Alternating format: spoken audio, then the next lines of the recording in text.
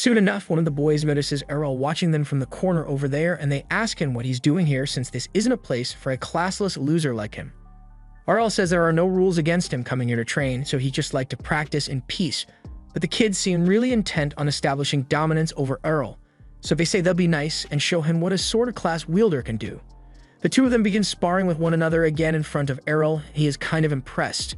Don't get me wrong, their technique is laughable at best, but Errol does think it's intriguing how effective sword skills really are.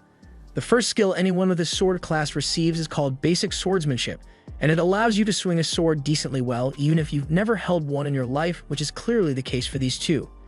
He thinks he might actually be able to get some good practice if he goes up against them, so he interrupts and says he'd like to have a duel with them. The kids are offended by the fact that Errol thinks he would stand a chance against them even though he's classless, so they'd agree to the match. But just to make sure, the first kid asks Errol if he has his divine protection. A divine protection is a blessing that everyone in this world is born with, and it basically creates a shield around your body to absorb damage up to a certain extent. Errol informs them that he does have a divine protection, and the boys are relieved to hear that since it means they don't have to worry about accidentally killing Errol during their duel. The first one steps up and charges at Errol, fully expecting to overwhelm him with his initial strike, but to his surprise, Errol is actually holding his ground really well. No matter what he does, he can't find a single weakness in Errol's technique to exploit.